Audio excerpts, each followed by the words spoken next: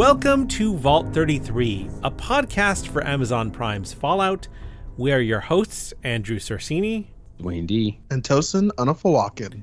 We just watched the 5th episode of Fallout called The Past. We assume you have as well. Total spoilers ahead. So let's dive into the after talk. You can follow us on Twitter at Fallout Vault 33. Add us on iTunes, Spotify, and all the other streaming services. Like us, leave us a review. That's how we get noticed. But of course, really just spread the word. Tell your friends. We want them to like us the way that you like us. This episode was written by Carson Mell and directed by Claire Kilner. Two names that I've never heard before, but I'm sure they're we wonderful. are well out of the Nolan Yes. Era of this show. Exactly. Now. Dwayne, why don't you give us a recap of what happened in this episode? You got it. So we haven't seen the Brotherhood guys for a whole episode. We open up with Thaddeus and Maximus talking after their encounter with the Gulper during episode 3. Thaddeus still believes Maximus is Knight Titus. It's a lot of S's, I'm sorry. And he thanks him for saving his life. He asks for a brand, like a hot brand on his body. And after a little while, Maximus obliges. Once that's done, and Maximus feels more comfortable, Maximus reveals himself to Thaddeus. Thaddeus feels betrayed. And once Maximus knows that Thaddeus is no longer on his side, and that Thaddeus thinks that the Brotherhood will kill him, Maximus tries to get Thaddeus, but Thaddeus is quick and he removes Maximus's fusion core, taking Wilzig's head and stranding Maximus in his T-60 armor to die. So sometime later, Lucy comes along and sees the armor. She clears it of giant cockroaches and finds Maximus inside. She doesn't trust him at first, but he gives her radiation medicine and she lets him out of the powered down armor. They agree to work with one another. They will also use the tracker that Lucy put into Wilzig's head to get the head from Thaddeus. And then together, bring Wilzig's head to the Brotherhood for Maximus's sake. And in return, the Brotherhood will help Lucy retrieve her father. Meanwhile, Maximus told Lucy that he is Knight Titus and not actually Maximus. So Lucy and Maximus compare notes as they travel on the railroad tracks toward the head with the tracker that they have. Learn that Maximus was once a denizen of the 34,000 person strong New California Republic. He survived its destruction via nuclear annihilation and was adopted by the Brotherhood as he emerged from the rubble as a little boy. Meanwhile, in Vault 33, Norm and Chet try to determine why Norm and Lucy's mother's Pip-Boy was used to open Vault 32 from the surface. They find ominous signs that Vault 32 knew they were wronged somehow by Vault 31. The Vault 33 dwellers vote, and Betty wins the election. Norm takes a look at the record of trades between Vaults 31 and 33, and he discovers that all the overseers that have won elections in Vault 33 have been immigrants from Vault 31. Not only that, but it seems that Vault 32 has also always elected overseers from Vault 31. We also learn that Vault 31 is known to have more resources and a better education system than Vault 33. Also, according to Stephanie, the mashed potatoes are better. And we also learned that Vault dwellers prefer Jell-O cake to apple pie. Betty, the new overseer, holds a meeting about the future of Vault 32. The Vault 33 denizens go into Vault 32, and much to our surprise from last week's episode, it's been all but restored. The dead bodies are removed, the blood's cleaned up, the lights are all on. Meanwhile, Lucy and Maximus encounter some other people on the walk, and Maximus has to kill them in self-defense. During the shootout, Maximus is wounded when he's shot in the shoulder. While exploring the remnants of the New California Republic, Lucy realizes that Maximus's wound is pretty grave. She demands they try to find some first aid, and they go into an old Vault Tech research and development lab where they're trapped and drop down a chute. But next we see them, they're unhurt but bandaged, lying on gurneys. It turns out the trap dropped them into a Vault Tech vault, not unlike Vault 33. And that's the whole episode. Yeah, short and sweet, like a 45-minute episode. What did you think, Dwayne, of this particular episode in general? I mean, in general, it was very nice to see Lucy and Maximus interacting with all their flaws, and having been sort of like both of them have been exposed to the world. Maximus has been confronted with the reality that he's not Knight Titus and that he isn't indestructible in that suit. Mm-hmm. And that Thaddeus is out there and he could be in deep doo-doo. And then Lucy, like we said last time, she doesn't trust anybody anymore. And even though she's, about to faint from radiation sickness, she has to learn how to trust Thaddeus. And I think their dynamic on screen was pretty good. Yeah. I'm continually impressed with the guy playing. I'm not Thaddeus, Maximus. I'm continually impressed with the guy playing Maximus. Mm-hmm. And Aaron Moten. Yeah. And I just really thought that seeing these two characters sort of, I guess, halfway, or a little bit more than halfway through the series, and just kind of, hey, this is what I've learned so far, and this is how I'm going to try to deal with it. That was cool. It was cool to see that dynamic. And then I was pretty shocked when I saw Vault 32 all set up, right? Because there's only 3 vaults, right? So like Vault 33 didn't do it. Certainly Betty didn't do it by herself. But if she's in concert with Vault 31 and communication with Vault 31, that means Vault 31, which we know has more resources, was able to turn that whole place around inside of a day or two, which is just wild. So, yeah. Tosin, how about yourself? What was your general thoughts about this episode? It was pretty interesting getting to see Maximus as this kind of smarter character. He's always sort of never bumbling. been that bright, yeah. Yeah, but compared to Lucy, he knows this world, knows the concerns of this world, and is able to kind of guide her through it, and explain the issues that they encounter along the way. And so from that perspective, it was interesting seeing him sort of take the lead there. I do appreciate the intrigue and mysteries that we get in this episode, as well as a bit more of the external world building, because this was not as much a character study as some of the previous episodes that we've seen with the ghoul, as was Lucy, but this was still kind of setting up a lot of that intrigue. So I thought it was okay. Can't complain. Yeah, what about yourself, Andy? I really enjoyed this episode too. This for two reasons, mainly, which is this is the first episode where we really seen Maximus and Lucy together as a team, with the same goal, on the same path, and not just sort of crossing paths like they did in Philly. So this is them like beginning in their episode 2. They seem to like one another, but they didn't get to actually interact. Right. Now we're in episode 5, and they're actually interacting. And one of the things that we learned quickly was just that we talked about like trust was an issue or whatever. Yeah. But Lucy quickly used her skills as kind of a social person to be like, hey, look, we'll get your head back for you, and then you can lend me some knights, and then I can get my dad. And it just felt like, I don't know, just it was a feel-good moment. It was a feel-good moment, yeah. And it was like that moment in Game of Thrones season 6 where Sansa and Jon Snow finally see each other for the first time, and they hated each other back in the day, but they're just like, I'm so happy to see you. It was like that for me. Right. They have both been through ordeals individually, and now they're coming together a little bit more world-weary and informed from the process. But the other thing I liked about this episode was sort of like, this episode scratched a lot of like mystery box itches for me. So like, as you guys know, but maybe some of the people listening to us know, like I'm like, to me, my catnip is like a show like Lost or a show like Westworld, where there's this big mystery box and we have to sort of feed the mystery a little bit. You learn a little bit more, your questions are answered, but then more questions are posed.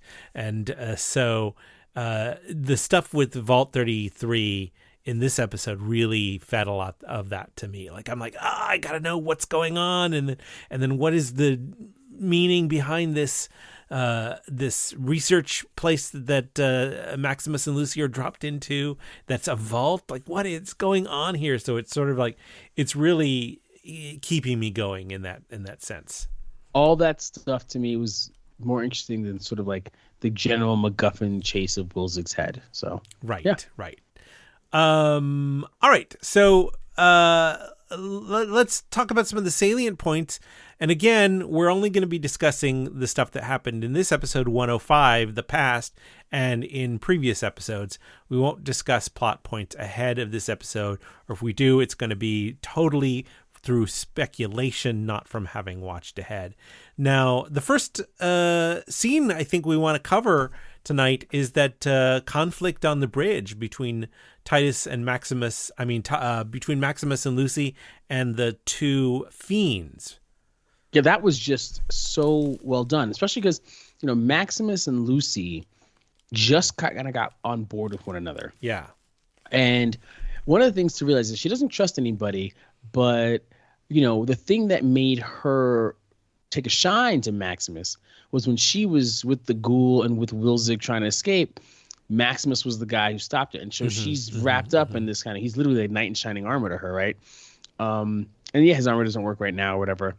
But he's got this kind of street smarts that she doesn't, and she's got this kind of book smarts. So what we see is this weird interaction where she's like, okay, hold on. Why don't we all raise our hands?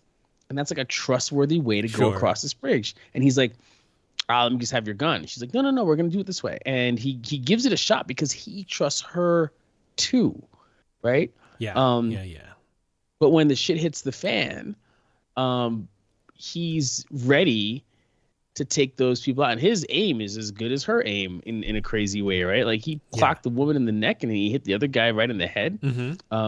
And he did it before either of them could really get a focused shot off because they just got his arm. So just like looking at how Maximus goes from being kind of doofy to being a pretty serious hero in that moment. And a hero not just because he shot people, but a hero because he understood what was going on, right? Just to kind of remind us that Lucy's got the people smarts and everything, but Maximus has that wasteland street smarts, and they're kind of a winning combination. I don't know. What did you guys think of that scene? It's interesting because one of the things that it underscored for me is that no one trusts anyone out in this wilderness, and Lucy and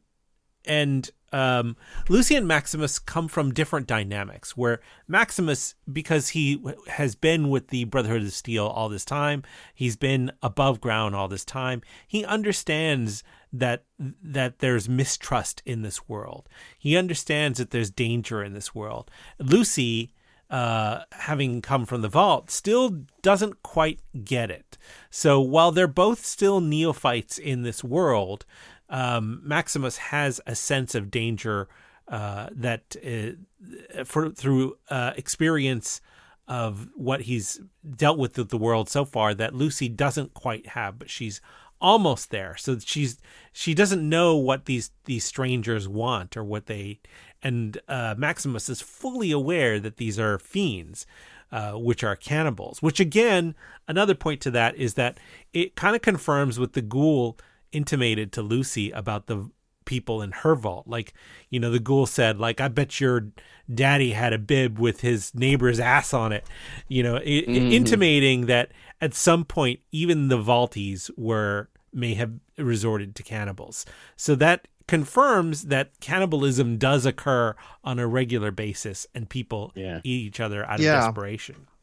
One thing that's kind of interesting, because the episode starts off with Lucy being like, "Hey, I can't trust anyone because everyone has it in for me. So I'm not going to trust you." And then she does allow her knight in shining armor to be the one that can save her and that she trusts, and she kind of is going back into her old pattern of following the golden rule, and then realizing, whoa, these people are out to kill us, and the world looks a lot different than what I was told it would look like, or in later on in the episode. So it's just quite interesting. And the whole time Maximus is lying to her.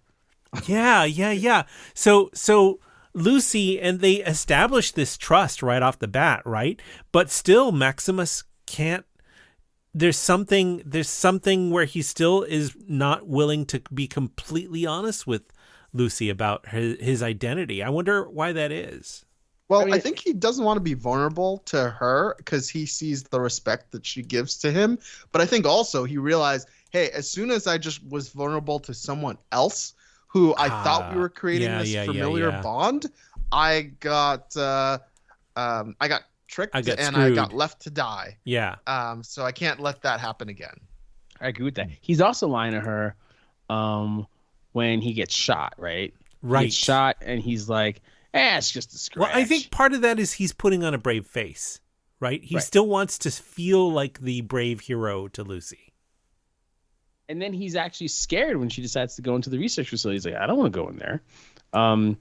And she goes in. Of course, there's a big thing that says medical supplies, and they both get sucked down. He also just openly lies in front of her. He's like, no, we don't have any weapons. Right. Right. And then she realizes that she has to be part of the lie. So she hides the gun behind her back, right? So she slides the holster so that it's out of view. And she's like, you're making me part of this lie. I just could have had my hands up. It would have been fine. But then once he has to pull the weapon out of the holster and take down those two fiends, she realizes that his lies were necessary. And that's where she's not at yet. She's happy to drop the MF bomb. Yeah. She's happy to, shoot things that are in the way. She's happy to get people to do what she thinks is the right thing. But she's not ready to pull that deception out in order to get what she wants or what she needs. And that's like the big difference here. But anyway, I thought that was a very revealing thing. Also, the world building, we've heard about fiends before, but then just seeing them and how they did it, that woman's smile. Right. Well, and she clocked that Lucy was from a vault. And I think because of that, she saw that Lucy was easy pickings. Like she'd be good eating too. Yeah. Clean, smooth body, not full of chemicals. Yeah. I thought it was interesting that Lucy was familiar with the T-60 suit, almost to the extent of Maximus's knowledge of his own suit. That was my favorite part of that meeting, because when Maximus was talking to Titus, he was like, I see you got the tempered lining. Yeah. And then Lucy gets in that thing and she's like, oh, the tempered lining. So Maximus is like, oh, she knows what's going on. Yeah, even she knows. It was such a random thing to say that first episode. And then Titus immediately is like, we're going to jump down from here and do all this stuff. So the fact that she brought that out, and again, there's no way they chose the lining 219 years in. But they're just geeks about it. They've read about it. They know about it. So it's one of those things. Where are they getting where are the Vaulties getting their information about the Brotherhood of Steel, though? That's a question. No, well, the T-60 suit was designed just during the war, so they have information on their Pip Boys and on the servers about the T-60 suit specifically. So that's where she read about it. But the T-60 suit is what the Brotherhood seems to have appropriated for their knights, or at least some of their knights. I thought it was interesting that, according to Maximus, people have told. He said that's what people say that have told him that the vaults were populated by monsters. So there's this sort of common reverse rumor about the Vaulties that the Brotherhood of Steel have been perpetuating amongst themselves, right? Yeah. I mean, I don't know if he learned about it from the Brotherhood or before, because it's established that he wasn't always in the Brotherhood. Right. But this idea, the Vaulties might have perpetuated so that people stayed away from the vaults, Right. And who's to say? Yeah. Who's to say what? I mean, maybe the people in Vaults 31, 32, and 33 are unique in that they are civilized. Maybe other vaults have devolved into monstrous abominations. Who knows? I don't know. I mean, yeah, I think we'll see. It could also be a combination of a few things, right? So one is this fear of the other, right? Or the Vaulties were saying stories about the folks on the surface, and the folks on the surface are saying stuff about the Vaulties, and the Ghoul, essentially is also saying, hey, we are all the same. We are, not quite as different as we lead each other to believe, because he was human and is now more monstrous. So I think you have that dynamic as being kind of one of the elements of this like fear for the others. But I also do think, to a certain extent, the Valties, as we saw with I can't remember the character's name, is Mel, the shop owner. Like, one of the things the Valties did is they ran and hid, and they ran and hid from everything that was going on. They bunkered down. They rejected other people from entering their bunkers, and so that in itself is pretty monstrous, right? So they're not all perfect. They, they're trying to have their own society outside the daily concerns that everyone has, and they want to see themselves as this highly enlightened group of people coming to save everyone. But who actually is the savior? Who, I think we've seen in Watchmen, where those type of ideals and ideas come to fruition. Who actually is the person watching? Yeah, totally. I think it's interesting. Lucy said to Maximus, I come from a place where the world is what you make of it. And then she acknowledges the naivete of the Valties, which I think is like, it's like really a sign of her growth as a character. She's growing from idealist to realist. She would not have, before this point in our storyline, Lucy would not have, when she was living in the vault, she would never have acknowledged the naivete of the Valties. She would have been just as naive and as they were, and not have not known the difference. She's, again, to go back to the allegory of the cave, she's been out of the cave, and now she recognizes that the shadows on the wall are just shadows and not actual people. Yeah, and she's also been baptized by a bit of fire. Sure, totally. So she's no longer in Eden. She's out there, and that's going on. Oh, she also, if when it comes to the whole like wedding night stuff, that radiation probably took out anything that was growing in her body. Yeah, that or she's going to give birth to a ghoul. Yeah, I guess we will find out maybe by the end of this season. I think it's interesting that Lucy doesn't believe Maximus when he says the bombs fell when he was a kid, which means that the bombs fell like within the last 20 years or so, when, to Lucy's knowledge, the only period of atomic conflict was 200 years ago. So, which just shows to show how well those vaults are built. Yeah, they didn't hear any big bombs being dropped. That's a big deal. But yeah, it just also goes to show that what's going on up there in the wasteland is ongoing conflict. It's not like it happened once and everyone's just recovering in a solid progressive line. There are steps forward and steps back. I mean, the idea that 34,000 people could live up there in one spot and then all get wiped out, that's it's not a real good look for humanity. No. And like Maximus says, it's like people agree that they want to help the world. They just can't decide on how to do it. We did find a little bit out about the Brotherhood of Steel this episode. We're given like tiny little crumbs of Brotherhood of Steel world building. I'm hoping we'll get more before the end of the season. But in their conversation on the bridge, Lucy relays back to Maximus what he told her, which is the Brotherhood uses pre-war tech to find and collect pre-war tech to make sure no one has pre-war tech. So I thought that was interesting. Toaster oven. I think they want to make sure people don't get toaster ovens. I guess. I don't know for what reason. I'm hoping that we'll find out more. I thought it was interesting that she remembers playing in the sun with her mom, which caused me to think that maybe what she remembers is actually being outside the vault. Because she says, I remember playing outside in the sun with my mom, but then I realized it was just, my mom's presence that made me feel the warmth or whatever.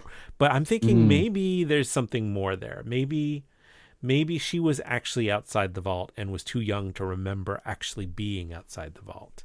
Yeah, those flashback scenes are fully unreliable. Totally unreliable narrator. That's an excellent way to put it. That's totally what they are, right? Yeah, because, when I was 6, I have a 6-year-old, and I got to say, he doesn't know what's going on. Speaking of the vault, let's move down to the vault here for a couple of salient points that I had. So I thought it's interesting that in the whole election thing, that there's this saying, when things look glum, vote 31. Like that saying has actually been indoctrinated into the community for generations, right? Yep. It's interesting to me that's it's not just I like Ike. It's like, no. I like this whole part of our society that I've never been to. Yes, let's trust Vault 31 because they know better. But it's sort of like, what it kind of reminds me of? This is like a stretch, a little bit of a stretch, but go with me here. All right, I'm stretching. It's like the Bene Gesserit in Dune. The Bene Gesserit have for centuries sort of fed this idea Arrakis people, of the Kwisatz Haderach, this Messiah will come, and there is no actual Messiah, but they've fed this idea across, they've populated this idea to hundreds of worlds, hundreds of planets all over the place, because they want it to be a self-fulfilling prophecy. So it feels to me like that kind of the same thing, right? Like the idea of trust Vault 31 when things look glum, it sounds to me like something that has a notion that has been instilled from generations past. Yeah, I agree with that. I think they've done that to lay the groundwork for whatever Vault 31's got going on. It's also interesting to me that now we know that all these Vault 31 people have shown up, and that they're all kind of doing this leadership thing. And we meet Stephanie, and we realize that Stephanie too is from Vault 31. Yeah. And when she's asked about Vault 31, she's mums the word. The first thing out of her mouth is, well, what did your dad say about that? Exactly. She wants to get her story straight before she tells what she thinks. Exactly. And there, so is kind of the woman Betty, who's the overseer, she's older. Yeah. And then McLean, the last overseer, he was kind of like late middle age, I guess.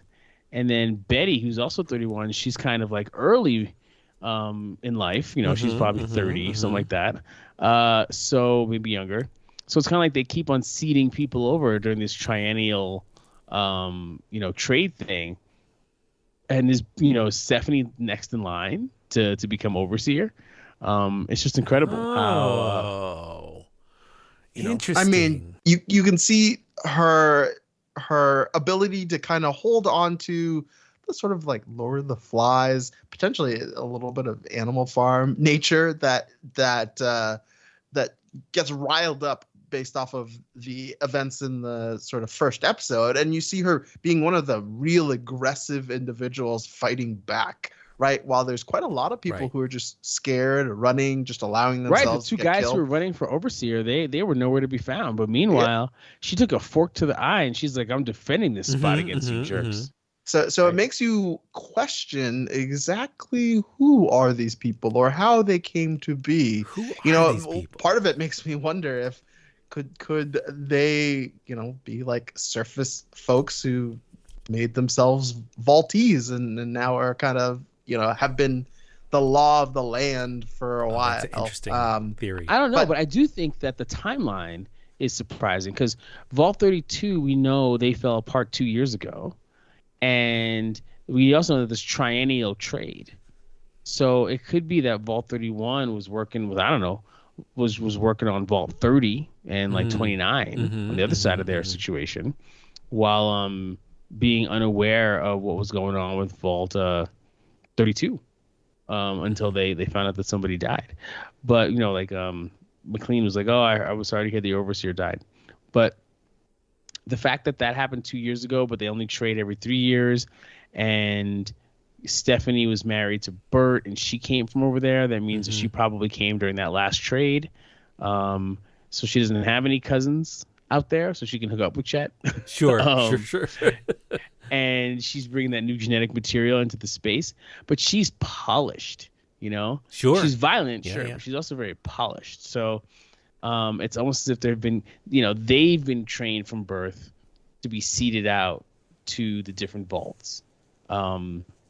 And sort of carpetbag their way into leadership. I have a theory about that I want to mention in the big picture section later on. Sure. But what I do want to also mention is that so it's very clear that there's some deception going on with the vaults. Like the first instance of that is that that Lucy. It's clear that when Lucy encounters the civilization up on top, was it Shifting Sands or Sunny Sands? I can't remember what it was. You mean the new California the Republic new California Republic stuff? Yeah, that its entire existence runs counter to what she believed was the vault's purpose, to restart civilization once it was safe. So it means to her, the idea of Reclamation Day was a total lie, because civilization has already been reclaimed. It was already reclaimed and then destroyed. Yeah, which means that if they came up during Reclamation Day, are they ready? Do they have what it takes to start a new population, to start a new colony, to be listened to by the people who are up there? Right. They're not going to end up. She's gonna if all the Vaulties came upstairs, they can end up just as dead as anybody else, I think it's interesting that... And who knows if it also, one last thing. Yeah. Who knows if the new California Republic wasn't started by a series of vaults who had a differently scheduled Reclamation Day. Oh, you're blowing my mind right now with this idea. Yeah. So like if you're Vault Tech, you're like, okay, yeah, we're going to try 100 years out, 200, based on radiation levels, whatever. 200 years out, 300 years out. We have plenty of vaults. We have at least 33 of them. Yeah. And we're going to keep on trying to reclaim the surface, and we'll see what happens. I feel like that kind of falls in line with the storyline in the game franchise, because I feel like those games don't all occur in the same timeline. So I think they don't happen all at the same time, right? They happen like a little earlier, a little later. Yeah. So you may be onto something there. Well, it also makes sense with the scientists talking about, we tried this and we tried that. They're doing all these case studies. They are trying the Enclave, different suicide methods, methods for everything else. So it could also make sense that this is just another of those tests. Could be just the world is a giant social experiment to the Enclave, or whoever runs Vault Tech. I thought it was interesting that Betty claims that the vaults are separated to prevent the spread of threats, which may be true, but divide and rule, divide and conquer. Yeah, there may be more there. I don't know. And also, she claims to have buried Norm and Lucy's mom, along with his dad. But it's nuts to me that they buried her with her Pip-Boy, considering the fact that like Lucy's like, you have real cotton, and they're sharing a wedding dress. You're gonna take that hardware and bury it together? Yeah. Actually, it didn't even occur to me that maybe the Pip-Boy might have come off of the buried corpse. Right. Or even just like, why wouldn't you just take if you knew the Pip-Boy could open up the vault from the outside? Yeah. Why don't you just take it with you and bring it back home? It's a security issue. And also, it's a lot of it's a security issue, and a lot of resources go into that thing, right? It's got it's a computer. So, bring it back home and use it for somebody. That's just wild. And the last salient point that I wanted to bring up was I thought it was interesting that in that Vault-Tec, the Hawthorne Medical Research and Development Facility that's owned by Vault-Tec, that they go in there, they stumble on thinking it's a place where they might find some medical supplies. This is fascinating that the power is still on. And not only is the power on, but the lights seem to direct towards that supply closet, which happened to be a trompe-l'oeil trap, had the painted door and the handle. So it's clearly a trap. And I thought it was really interesting that, like, if I walked in there and I saw lights that were still on and that were directing me towards one place, that would be a huge red flag. I don't care what the what potentially could be behind the door. I would be on high alert about that. Yeah, well, I mean, you aren't as naive as our two main characters are. It's true. Got those LA street smarts. I do think, though, that we were in Super Duper Mart, and Super Duper Mart had power, right? They were watching television. Yeah. And she walked in, and there was like some weirdly like eerie seats for kids or whatever. So I do think it's not unheard of to have power in these buildings, especially because if the T60 suit has a fusion core, which is available, then you can have like a fusion core serving a couple buildings lights. I see. Any other salient points before we move on to our next section here? We're talking about games yesterday, and the medical facility is just another one of those places where you can walk up and say, oh, maybe there's some power-ups inside. Totally.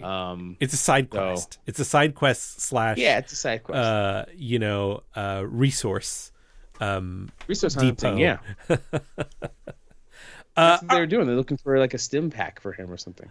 All right, I've got a couple of unanswered questions. So it seems to me like, have there been multiple apocalypses? Is that the plural of apocalypse? Apocalypses? Yeah, I'll be okay with that. Yeah, and I think, yes, the answer is yes. I think people have tried to bring things back. Yeah. And somehow, some way, it's been blown up. Or, it could be that when the new California Republic was starting, Vault-Tec was like, oh, no, this world is ours. We're going to bomb you. Who else has bombs like that? Interesting.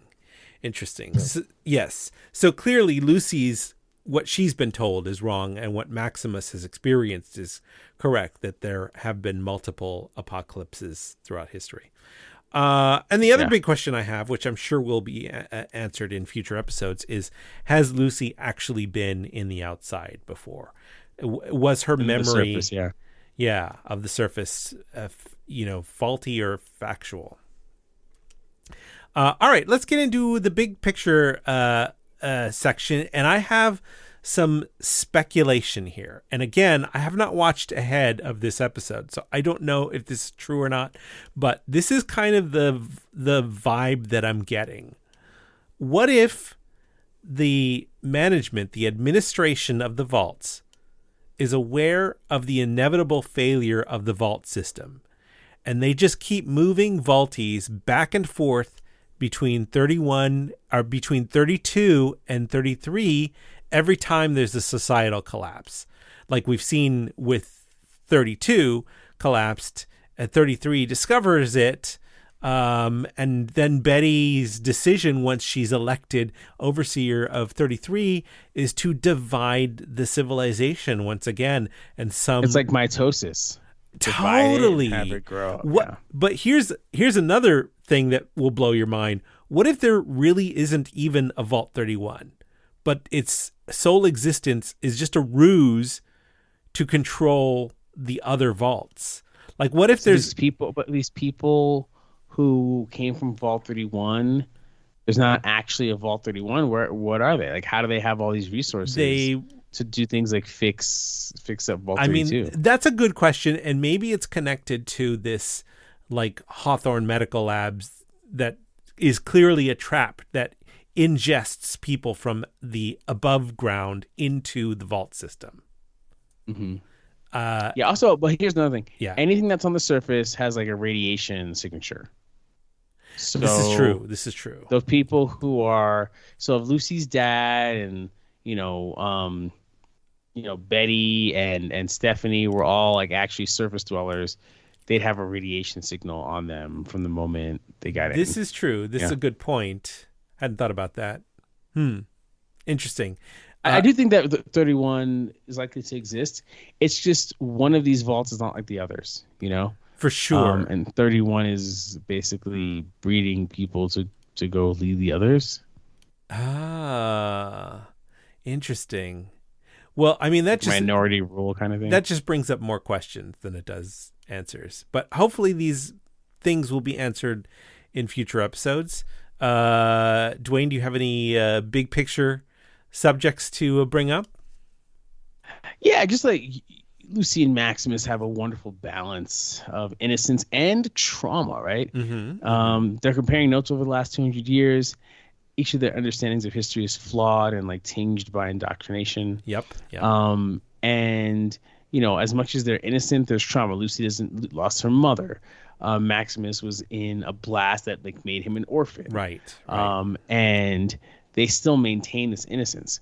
And while Lucy is book smart, and we know all the Vaulties are book smart because when it came to talking about what to do with the inmates, they were like, oh, they need to learn Kant. Sure. What I mean? But not only book smart, but also agile. Like she's proven her agile. Right, so she's physical. She's physical too. But then there's also just this idea that between the Kant and stuff, she's reading like whatever War and Peace with her father. Right. So she is book smart, and she's got like physicality.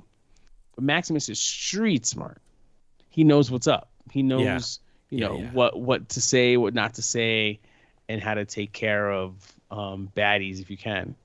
I think that was pretty powerful. And when I looked also with the New California Republic, 34,000 citizens, Lucy's like, what happened? And Maximus says, it's the same thing that always happens. Everyone wants to save the world. They just disagree on how, which is what you were saying earlier. Mm-hmm. And that felt like the most true thing across the planet. It's kind of a universal sentiment from time immemorial, right? I wonder if anyone survived, she said. And he goes, I did. Yeah. So that's crazy. Yeah. Tears for fears. Yeah, that's my whole big picture. All right. So let's talk about some technical aspects, behind the scenes elements we enjoyed in this episode: music, acting, visual effects, etc. Yeah, I just love seeing the 100-year-old infrastructure that we currently have being represented as 200, 300-plus-year-old decrepit backdrop of the series, right? There's the overpass where Lucy and Maximus meet, and that, where Thaddeus and Maximus had their falling out. There's the bridge, which is just like another 100-year-old thing that trains probably still ride all over. And there are the vaults, which are, I don't know if they're nuclear silos or whatever, but they built the vaults sets, but it looks like there might have been actually something they were filming in that wasn't that. So these are like just incredible. In this world, these are like the equivalent of like the Parthenon or the pyramids, right? They're just these really old things in context to 200 plus years of continuous atomic decimation. So that's going to do it for this episode of Vault 33. I'm going to go around the table. I'll start with you, Dwayne, and ask, where can people find your work on the internet when you're not talking about Fallout on Amazon Prime? Twitter.com/Dwayne D. Tosin, what about you? On Instagram, it's BurntToast45. What about yourself, Andy? My X/Twitter handle is Mr. Babyman. You can find everything I'm liking and linking there. Our Twitter handle is Fallout Vault 33. We're on all the major podcast distribution networks. Add us, tell your friends, and join us next time when we cover the 6th episode of Fallout entitled The Trap. I'm excited about that. I'm going to watch that tomorrow. Until then, please tweet us and leave us a comment on iTunes, and we will see you soon. Why don't you crawl out to the Fallout back to